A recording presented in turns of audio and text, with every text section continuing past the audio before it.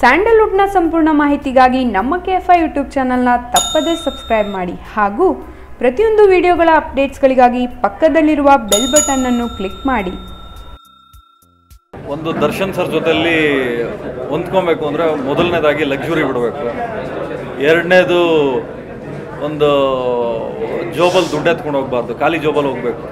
ಆಮೇಲೆ ಮೂರನೇದು ಬಂದು ಅವ್ರ ಜೊತೆಲಿದ್ದಾಗ ಹಣಕಾಸು ಬಗ್ಗೆ, ಸ್ಟ್ರೇಚರ್ ಬಗ್ಗೆ, ಆಸ್ತಿ ಬಗ್ಗೆ ಮಾತಾಡೋಂಗೆ ಇಲ್ಲ. ಎಲ್ಲ ಮುಖ್ಯವಾಗಿ ನೀವೆಲ್ಲ ಸಾಕಷ್ಟು ನನಗಿಂತ ಹೆಚ್ಚಾಗಿ ನೀವೇ ನೋಡ್ಕೊಂಬಂದಿದ್ದೀರಾ.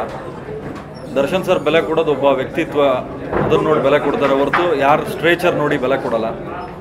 ಅವ್ರ ಜೊತೆಲಿ ಎಲ್ಲಾದರೂ ಹೋದರೆ ಫಸ್ಟು ನಮ್ಮ ಜೇಬಲ್ಲಿರೋ ದುಡ್ಡನ್ನ ಎತ್ತಿಡಿಸ್ಬಿಡ್ತಾರೆ, ಯಾರೂ ಖರ್ಚು ಮಾಡಬಾರ್ದು, ಅವ್ರೊಬ್ಬರೇ ಖರ್ಚು ಮಾಡಬೇಕು ಅಂತ. ಆಮೇಲೆ ಮುಖ್ಯವಾಗಿ ಊಟಕ್ಕಂತೂ ಕೊರತೆ ಇರಲ್ಲ.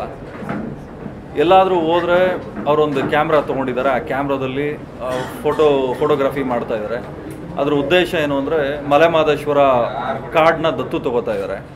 ಆ ದತ್ತು ತೊಗೊಂಡು ಆ ಕಾರ್ಡ್ನ ಡೆವಲಪ್ ಮಾಡಿ, ಆ ಪೋಚಿಂಗ್ ಕ್ಯಾಂಪ್ ಏನು ಬರುತ್ತೆ ಆ ಪೋಚಿಂಗ್ ಕ್ಯಾಂಪ್ನ ಡೆವಲಪ್ ಮಾಡಿ ಆ ಗಾರ್ಡ್ಸ್ಗಳಿಗೆ ಇನ್ನೂ ಹೆಚ್ಚಿನ ರೀತಿಯಲ್ಲಿ ಸಹಕಾರ ಕೊಡೋದಕ್ಕೆ ಆ ಉದ್ದೇಶ ಇಟ್ಕೊಂಡು ಆ ಫೋಟೋಗ್ರಫಿ ಏನು ಮಾಡ್ತಾರೋ ಅದನ್ನು ಒಂದು ಗ್ಯಾಲರಿ ಮಾಡಿ ಆ ಫೋಟೋ ಫ್ರೇಮ್ನ ಸೇಲ್ ಮಾಡಿ ಅದರಲ್ಲಿ ಬರೋ ದುಡ್ಡನ್ನ ಒಂದು ಮಹದೇಶ್ವರನ ಕಾರ್ಡ್ ಏನು ಬರುತ್ತೆ ಆ ಕಾರ್ಡ್ನ ಡೆವಲಪ್ ಮಾಡೋ ಒಂದು ಉದ್ದೇಶ ಇಟ್ಕೊಂಡು ಇದೆಲ್ಲ ಮಾಡ್ತಾಯಿದ್ದಾರೆ.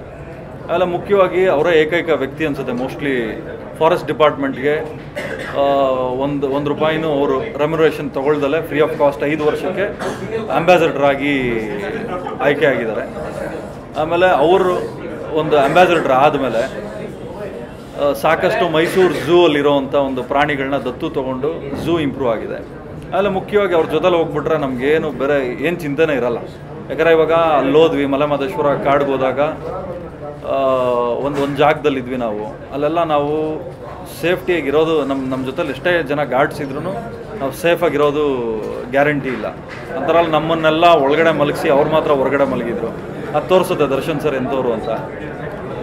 ಸೊ ಮುಖ್ಯವಾಗಿ ಇನ್ನು ಬಾಕಿದೆಲ್ಲ ನಿಮಗೆ ಗೊತ್ತಿದೆ.